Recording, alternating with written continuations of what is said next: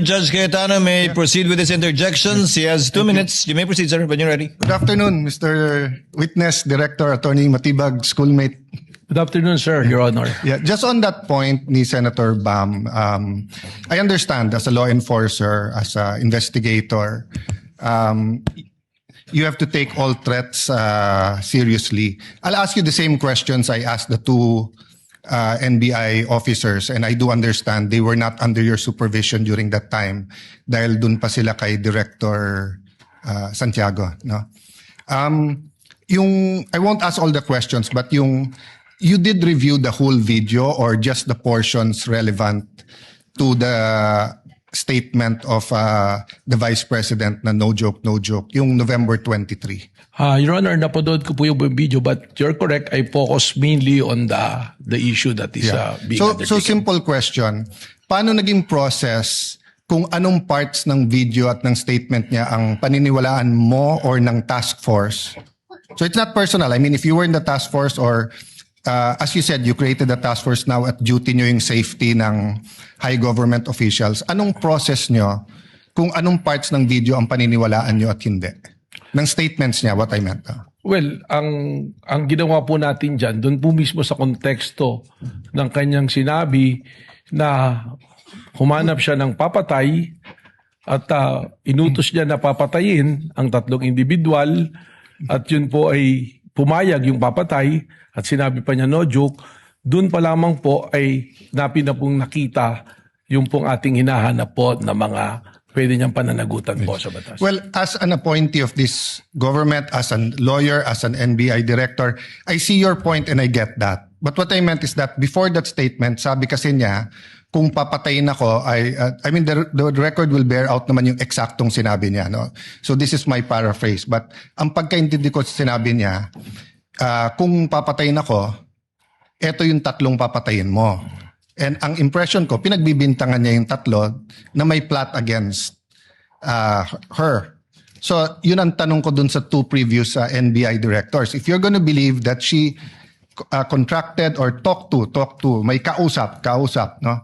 Siya, if you're gonna believe that may kausap siya at papapatay yung tatlo, will you not believe the previous nung sinabi niyang kung ako naman ang papatayin? Hindi po ganoon sapagkat ang tinignan na nga po natin ay yung kanyang mismong pagbabanta. At sa amin po sa ngayon yung aking pong task force na nag-iimbestiga ay malinaw po na ang tinitingnan ay kung ano na ang nangyari dahil doon sa pagbabanta. Okay.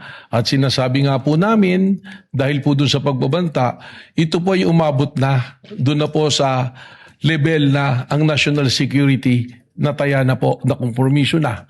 Sapagkat marami na pong lumalabas, tuloy-tuloy na pagbabanta. So doon na po natin ito tinitingnan. Yes. In the same video, she mentioned massive corruption. But wala pa dyan kasi yung maya kayo speech at flood control investigation. So same question, Director. Naintindihan ko, yun yung pinaniwalaan nyo. May kausap siya, no joke. Pero ang question ko, paano yung proseso nyo or anong naging thinking nyo na etong papapatay yung presidente, pinaniniwalaan ko. Pero etong siya ang papatayin, hindi ko paniniwalaan. At etong graft and corruption, hindi ko rin paniniwalaan. What's the process there? Well, ang proseso po dyan ay tinignan naman natin doon po sa pagbabanta niya kung sa grave threat po yung pag-uusapan natin. Alam naman po natin na yung threat na yan is absolute dahil nandoon naman po yung elemento eh. Doon naman po sa sinasabi namin na tuloy-tuloy na pag-iimbestiga dahil ito nga po ay umabot na sa level lang na naapektuhan ng national security, we take into context yung mismong sinabi niya na meron siyang kinausap at yung kanyang kinausap ay pumayag. Yung po kanyang sinasabi na kung papatayin ako, that is supposed to be na statement niya sa aming pong pananaw just to cover yung kanyang pagsasabi na siya'y may kinausap para patayin ang ating Pangulo. Okay, I won't argue with you, yun yung proseso nyo. But in the meantime, there were 3 statements. Massive corruption, kung papatayin siya, patayin. So, focusing dun sa patayin yung tatlo kung papatayin siya. In the meantime, tumutuo yung massive corruption, lumabas afterwards, di ba? So, just one other point. At the beginning of the prosecution's questions to you, and I think the defense had a question about what can you investigate. Can you repeat your answer? as an NBI, as the NBI director and the NBI can investigate, did you say all crimes o yung mga Lahat po ng mga pumapasok sa amin na mga krimen ay amin pong pwedeng imbestigahan, mutu proprio. Ganon din po yung mga krimen na meron pong nagreklamo na araw-araw na may pumupunta sa aming tanggapan para magreklamo. Ito po yung aming iniimbestigahan. At meron din pong mga iniimbestigahan kami na inutos po ng Department of Justice, and by the very nature under the Constitution po ng Office of the Ombudsman, they can delegate the National Bureau of Investigation to... So as a general rule, you can investigate any crime motu proprio?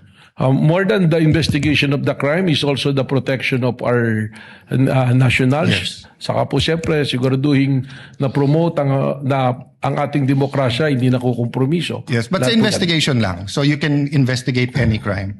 yan. Tama po. Yeah. Isn't that against the Republic Act 10867? The statute the that gives statute you of- power? The act reorganizing and modernizing the National Bureau of Investigation. Sabi dito sa inyong Section 4, the NBI shall have the following powers and functions. Undertake and investigate the detection of crimes and offenses enumerated under Section 5. Section 5, may enumeration, human trafficking cases in all airports, extrajudicial, extralegal killings committed by state security forces against media practitioners' activities, killings of justices and judges, violation of 100175, otherwise known Cyber Crime Prevention Act, cases against Interagency Graft Coordinating Council and violations of the Anti-Dummy Law. Tapos, cases involving threats, security assaults against persons of the President, Vice President, Senate President, Speaker of the House, Chief Justices. Walang congressman, senators, unlike judges lahat. Transnational crimes pursuant to existing international agreements, identification of dead victims in case of mass fatalities, incidents caused by natural disaster, and violation of commercial, economic, financial, white-collar crimes, nakadyan yung law.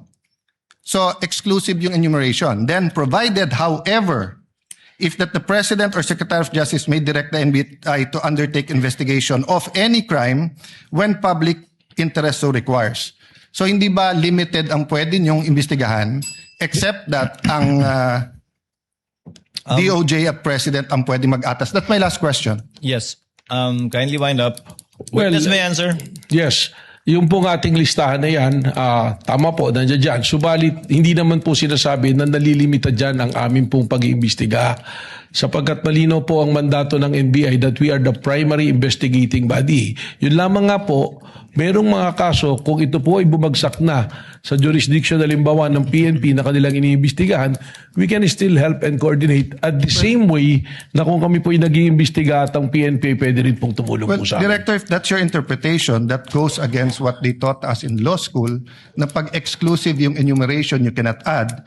And at the end of the enumeration of Section 5, nakalagay nga dito, however, the President and Secretary of Justice may direct you to undertake investigations of any crime.